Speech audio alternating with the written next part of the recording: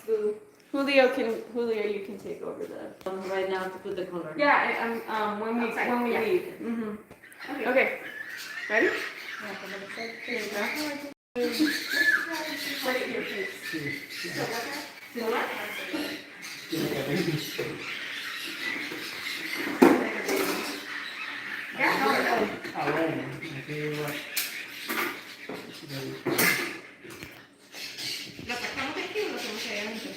Let's start tight on oatmeal.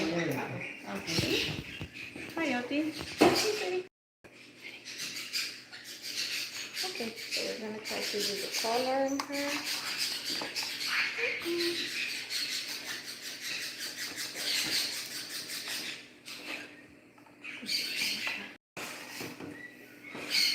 That's good, you guys.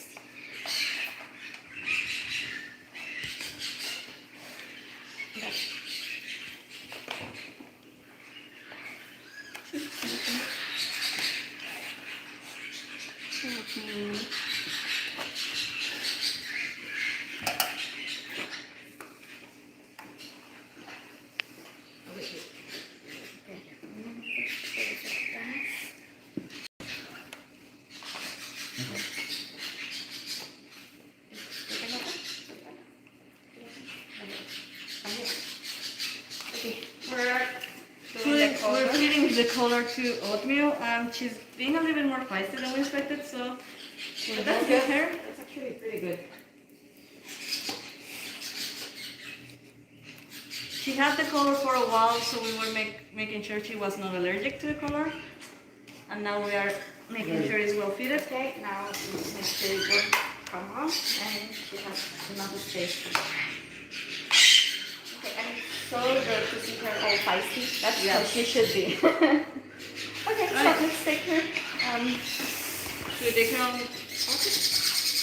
Yeah. Yeah, if you want, I can take her. You take the tracker. Yep. Should we take her in here or we put her in the kennel? How long is the walk? How long is the walk for the to release the stomach? So let's. And I'll take the treats.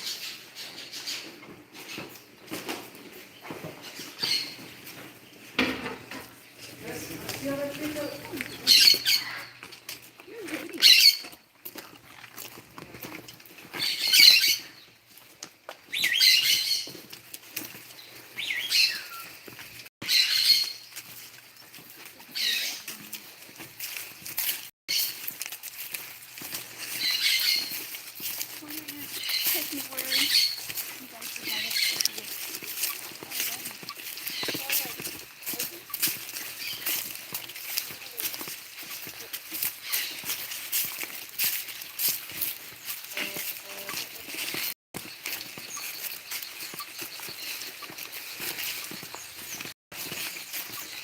So right now, Julio is making sure that the radio collar and the tracker are working. They made a sequence and they follow that sequence and that signal. Then we have created a rehabilitation process for her. We started doing small rehab days where she would spend 20 minutes outside on a small reclining structure, then in a higher reclining structure, then 3 times a day, 20 minutes, then 2 hours, then 3 hours, then the whole day on a tree. It was the longest process we have had with the slot, but also one of the most severe cases, and I think it's very... Huh? I think she was the biggest case, like the most severe we've had that survived. Because Yes. we've had some severe cases that doesn't make it, but she made it against all the odds. I think she's basically a miracle. Yeah. We have had cases that are not as severe, that the trauma of the electrocution, they don't make it, and then we have Oatmeal, which is really, really impressive. We know she lost sight on one of her eyes because of the electrocution, but on the other eye, she's perfect, and she has an amazing sense of smell, which we're seeing here. So it's awesome. One of the tests that we do to know if they're gonna be able to make it when they are rewilded is to see if they can climb like in a vertical way. because that's the hardest. Like they can hang in the branches, but climbing is the hardest, and she was good at that. Like she showed us that no matter what happened, it's a matter of determination. It's a matter of wanting to live. And she also, something that will show you with wildlife, that they want to make it is if they're hungry, if they're willing to eat. And she never stopped eating. She was with the smoothie, with the vainicas, with the leaves. She always, she was always hungry and always willing to try. And yeah, the other thing is when they are feisty. And they're feisty. I think if Matilda or Amy or any of the interns that met her are online, like she beat absolutely everyone, which showed that she was feisty enough to be released. That's something that shouldn't make us happy, but it does make us happy when she bites someone. That means she's feisty. She wants to be wild and she wants Yeah. to survive, and that's good. That's what we want for them. She had the attitude since she was a baby. Let us know if you guys have any questions So it's been about 2020, Oatmeal. 2021. It's been 3 years. 3 years. 3 years on the rehabilitation process. She was a baby when she arrived. Yeah, she was 800 grams. I remember. I remember like it was yesterday. I mean, she spent probably like a year and a little bit longer, a year and a half or something on the clinic, just on the clinical part, just getting better and getting the treatments, getting the rehab, and then the rest of the time, like 3 to 4 months, 5 months,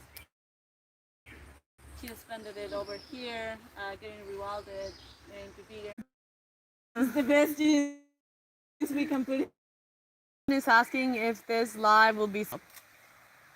Julio is here at the release site, and he is a vet technician, so he will be in charge of taking care of her like every single day, looking up for her if she's reachable, getting her like doing a health check, and calling us if we need to come, if anything. Jess would like to know how old she is. Well, 3.5, maybe 4. She arrived when she was like 8 months. Yes, she was still with mom when she arrived to us. So right now she's gonna be 3 or 4 years. Granted, she had the longest rehabilitation process from all the slots and saving slots together, but it was also because of how severe her injuries were.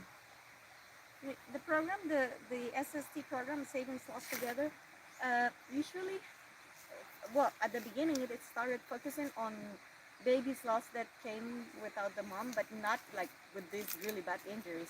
Then we moved forward and we made the program a little bit bigger, not just babies, but anyone that comes with injuries should be rewilded, even though if they get amputees or like her, that the arm maybe doesn't have all the mobility that she'd have, but still works. So even though she was all the muscles and everything was injured, with a lot of rehab, she made it to go back to the wild. So the SST program is that, is giving the opportunity to everyone to go to be rewilded.